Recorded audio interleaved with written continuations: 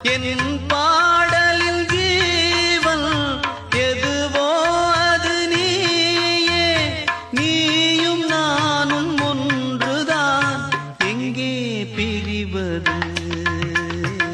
இதயம் ஒரு கோயில், அதில் உதயம் ஒரு பாடல்.